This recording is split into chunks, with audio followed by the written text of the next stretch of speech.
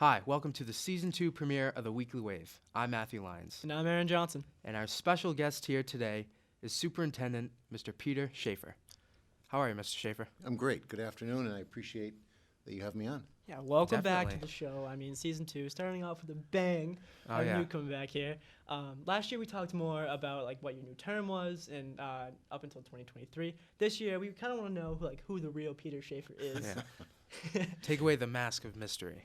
I will do my best. Unfortunately, under the mask is probably just another mask, and then another mask. No,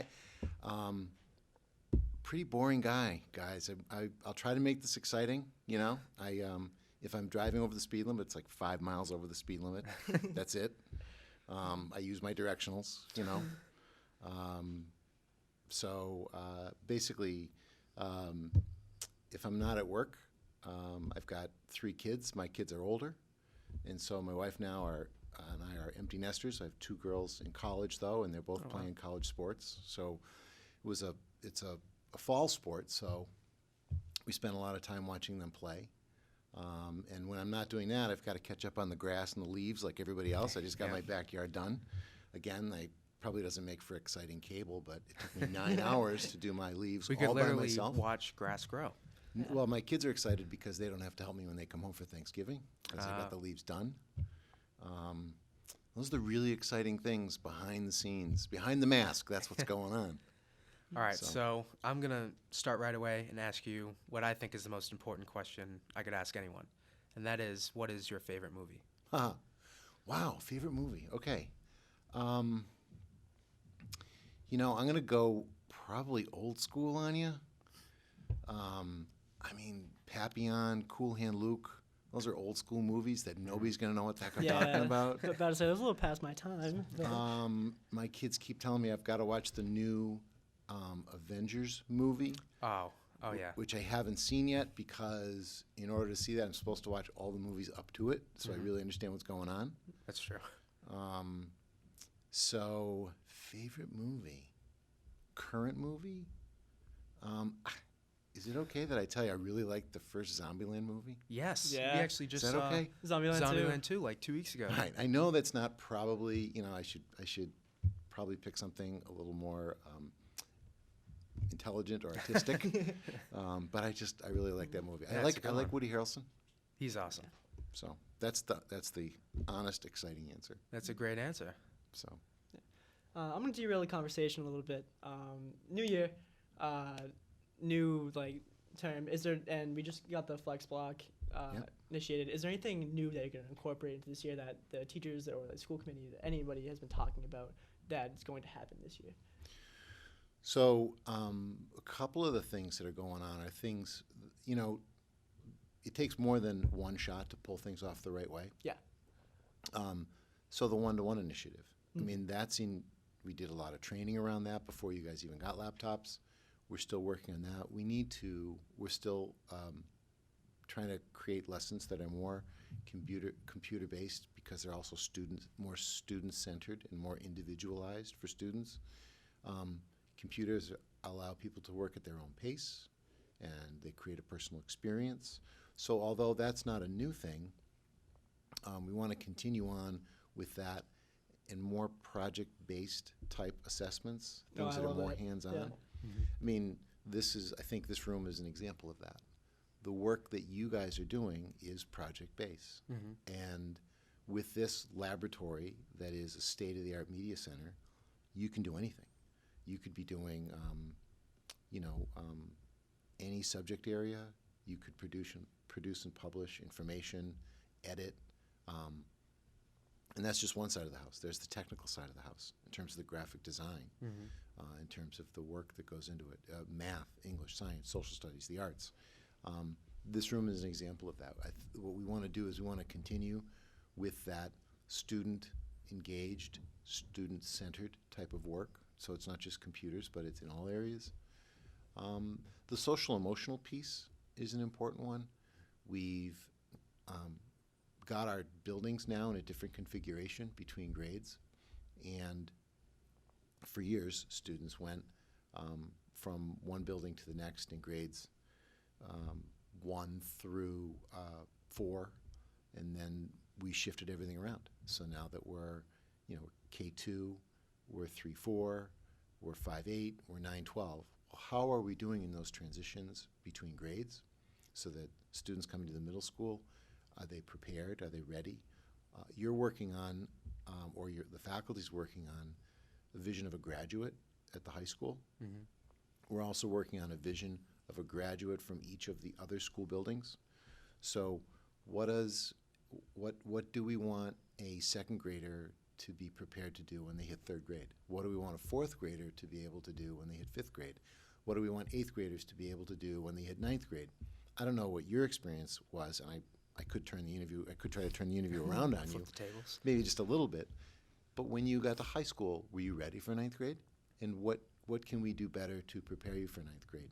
And then the end game is preparing 12th graders to go out and do whatever it is that they want to do that's exciting. And that's not to get too much on a soapbox, but that's our place in this democracy. Yeah. That's how a free society distributes its opportunities so that everybody has a chance at the American dream. And so we work with you all to create that. And, how are we doing along the way?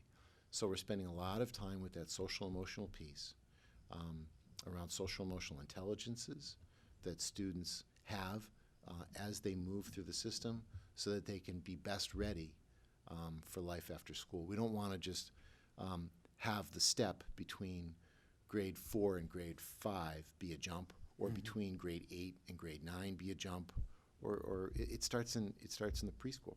So as a system, we're spending a lot of time working on that. So although those aren't really new, there's a greater emphasis on those two things in particular, because that's what we owe the students we serve. And that was a long answer. It was a good answer. That's what we're working on. Yeah, taking away a little bit from what you just said, I love the project-based learning piece. Me, myself, that's really one of the only ways I can learn. I'm taking an engineering course, and we build bridges and things like that. So I love that you're incorporating those project-based learning skills. And as for the transition for grades, I feel like everything comes with a little bit of a learning curve, but you get used to it, and it's awesome. Yeah, it was never anything too steep. I never felt first month, first week that I was unprepared. It felt like a gradual increase in difficulty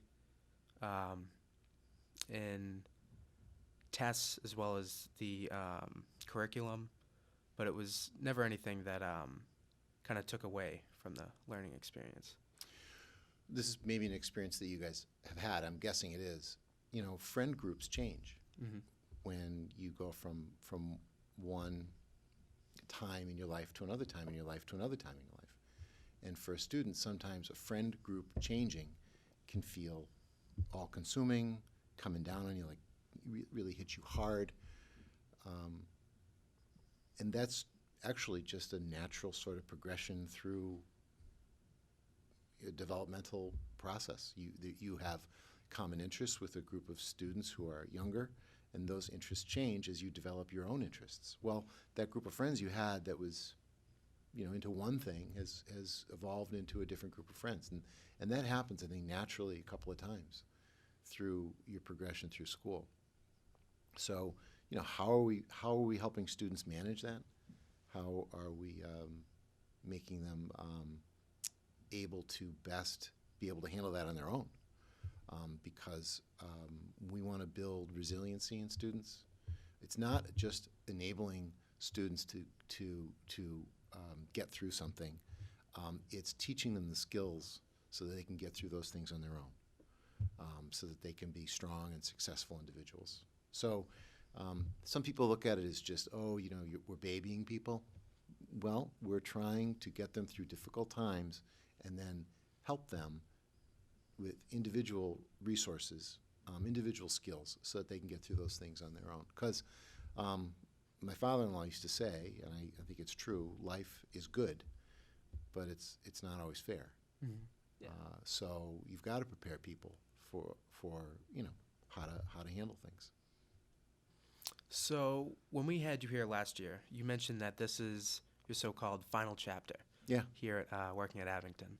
So I wanted to know, does knowing that and always having that in the back of your head Does that distract you, or does that help you kind of focus?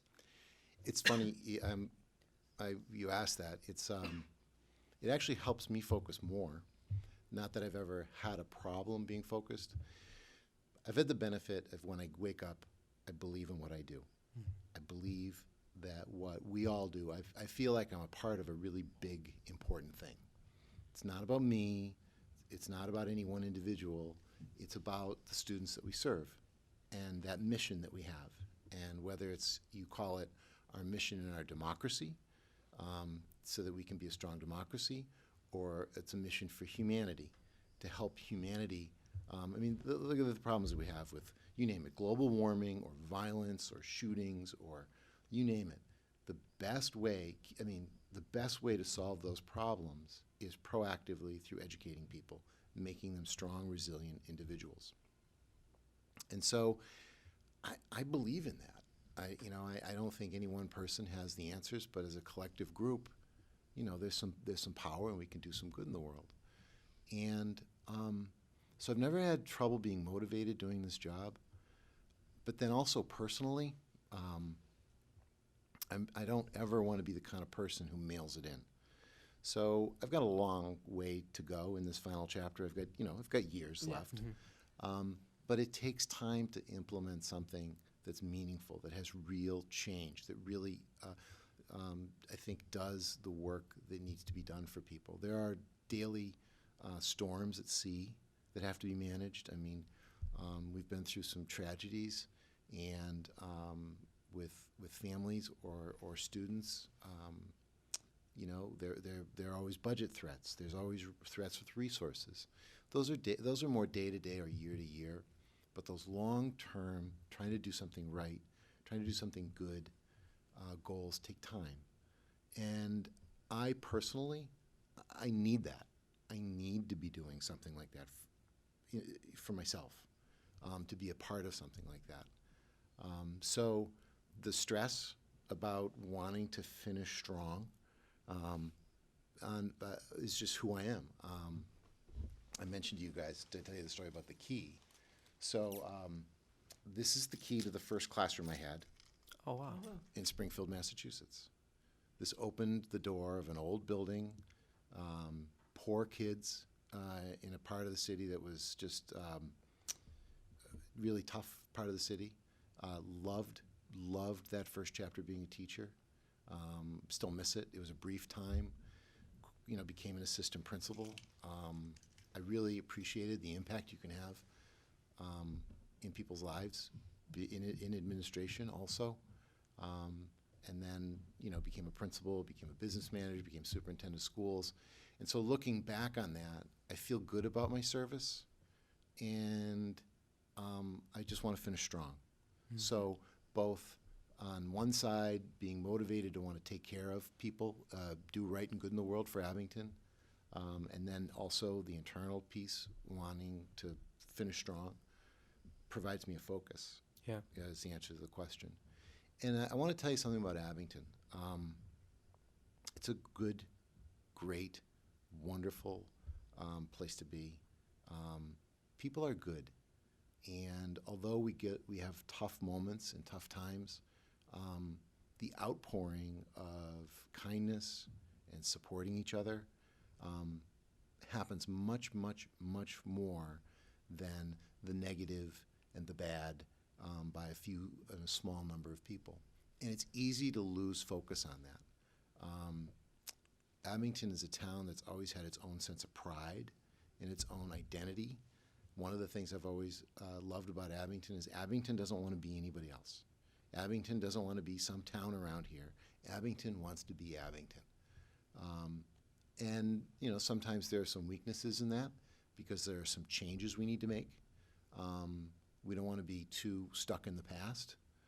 But there's also some wonderful values in that about wanting to be a community that takes care of each other. And I see that in this community. And so I also, I don't want to let this community down in my final, phase, I'll call it, of my career. I want to make sure that things are in good order. And I go on and on. I don't mean to, but You know, I find it fascinating. Yeah. Yeah. Like you're someone who honestly you really care so much about this community, about all the programs. You put so much thought into what you do, and I guess just thank you. no, I appreciate that. No thanks is needed. I appreciate that I get to do this. I'm very lucky when I wake up. I want to do this. I want to be here. I'm lucky to be a part of it. So I mean that, sincerely. So. Thank you. Awesome. I have nothing further. That was moving. That was. I feel like that's a good moment to end on. To go to the Guessing next, it. the next phase of the Weekly Wave. Yeah. All right. Thank you.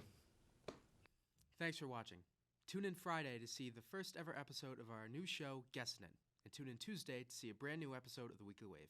Make sure to follow us on our Twitter, Instagram, Facebook, and YouTube at the Green Wave Gazette. Thanks for watching. Goodbye.